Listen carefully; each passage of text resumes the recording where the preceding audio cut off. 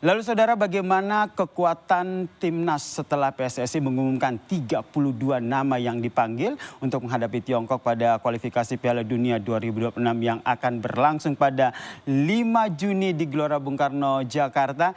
Kita perbincangkan saudara dengan Bung Wesley Tegalung, pengamat sepak bola yang telah bergabung bersama kami di Kompas Petang. Salam olahraga, Bung Wesley.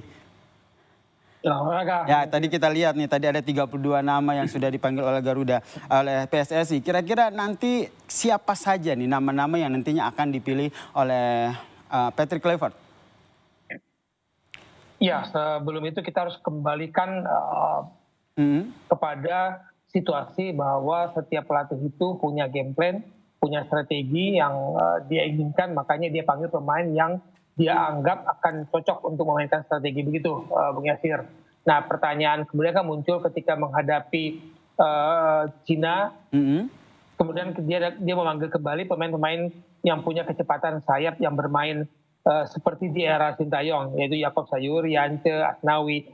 Ini kan menjadi catatan kita bahwa ada perubahan gaya bermain, ada perubahan game plan yang dibangun, diracik oleh Patrick Kluivert dan timnya. Nah, kemudian pertanyaan kemudian kan kembali kepada Pak Yasir tadi, siapakah kira-kira starter?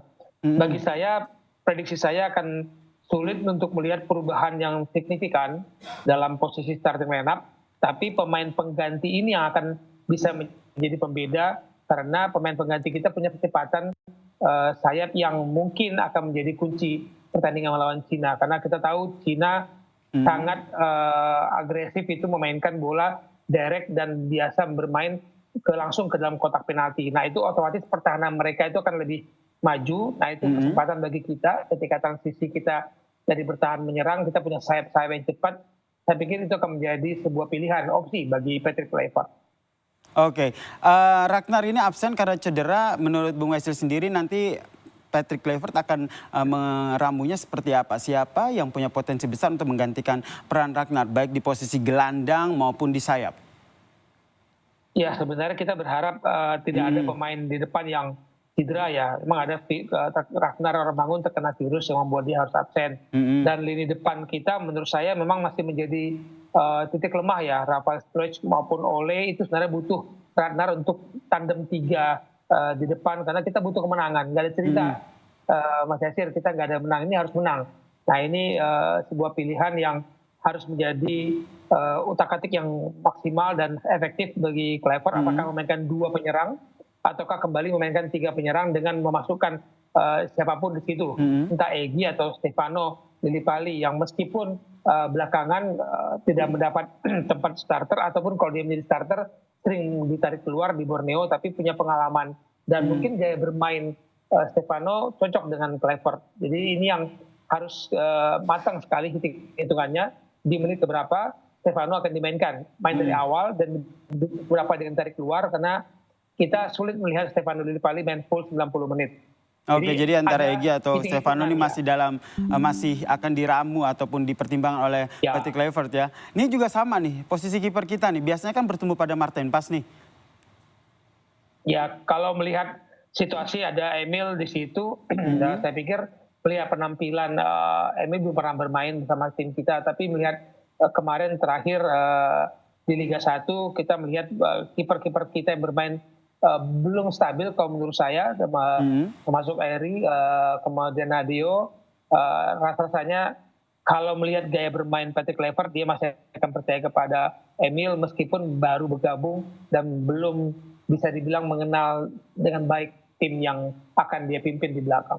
Karena kalau kita lihat ini kan pertahanan kita kan cukup kuat dengan adanya Martin Pas, sehingga lini pertahanan ini jangan sampai akhirnya kurang oke begitu ya, Bung Wesley. Kemudian dari lini depannya sendiri Anda melihatnya seperti apa? Karena catatan dari pertandingan-pertandingan sebelumnya kita kurang kuat begitu di penyerang. Masih lini depan kita masih menjadi titik lemah dari era Sintayong maupun Patrick Kluivert, karena kita belum dapat striker yang di Liga 1 yang bisa bersaing dengan pemain asing. Kemudian kalau di luar yang pemain kita yang diaspora, naturalisasi, kita belum dapat grade A, grade B gitu ya. Jadi yang mau nggak mau Ole adalah tumpuan utama. Nah, Ole harus ada yang melayani dengan baik. Sebenarnya saya berharap pemain seperti Ricky Kambuaya itu mendapatkan kepercayaan lebih banyak sebagai otak serangan, dan nanti pergantian perubahan game plan babak kedua, kalau boleh kita bermain dengan lebih cepat dengan sayap, saya pikir Ole akan terbantu. Karena kalau kita lihat di klub, Ole itu banyak bermain bergeraknya dalam kotak penalti itu, Yasir. Bukan yang bergerak seperti Ragnar yang bergerak kiri kanan maupun Rafael Struijk. Nah, Ole akan menunggu bola-bola hilang dari kiri dan kanan kita. Kemudian ini kemarin juga sempat ada pengamat yang menyatakan bahwa sebenarnya ada salah satu pemain yang juga harusnya bisa masuk, yaitu Beckham Putra dari Persib begitu. Menurut Anda ini Anda membacanya seperti apa dulu deh? Menjadi pertanyaan kita sebenarnya. Klub juara liga tapi tidak ada pemain yang dipanggil ke timnas, memang bisa kita berikan pertanyaan. Tapi dalam setiap tim, Mas Yasir, pelatih itu punya game plan, punya karakter, gaya bermain yang dia inginkan, dan dia mencari pemain yang dianggap cocok dan mampu akan menerapkan game plan yang diinginkan. Jadi semua itu tanggung jawab ada di pelatih. Nanti bagaimana dia mengeluarkan kemampuan terbaik pemain pilihannya, itu tanggung jawab pelatih. Hasilnya apapun harus dipertanggungjawabkan oleh pelatih. Jadi memang kita bisa berdiskusi, seharusnya sih dipanggil, tim juara nggak dipanggil. Tapi sekali lagi pelatih punya karakter, kriteria pemain yang dianggap cocok untuk memainkan game plan-nya dia. Oke, kalau itu kita sepakat. Tapi kalau menurut Bung Wesley sendiri, Beckham Putra sebenarnya cocok tidak untuk timnas kali ini?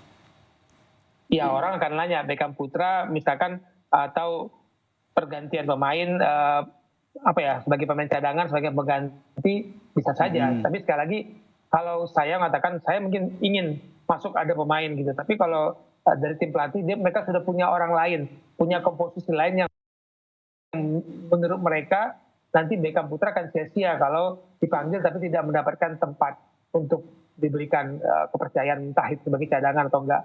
Kita bersyukur saja bahwa Yance dan Yakob dipanggil saja, kita sudah bersyukur bahwa akan ada perubahan gaya bermain yang harusnya akan mengejutkan lawan kan dengan sebuah opsi alternatif gitu ya. Oke, harus merubah gaya permainan untuk bisa menang lawan Tiongkok. Kalau dari Bung Wesley sendiri melihat dari pola permainan Tiongkok sendiri seperti apa? Singkat saja. Mereka main ke tengah. Jarang sekali mereka memberikan umpan silang ya, Mas Yasir. Jadi kita harus kuat di tengah, jangan sampai kemudian area pertahanan mereka. Saya yakin mereka akan menyerang juga karena mereka butuh poin, butuh kemenangan di 2 pertandingan sisa. Nah, ini harus kita manfaatkan dengan kekuatan sayap kita. Baik, terima kasih Bung Wesley Tagalung, pengamat sepak bola, telah berbagi informasi dan perspektifnya di Kompas Petang. Salam sehat Bung Wesley. Sama-sama.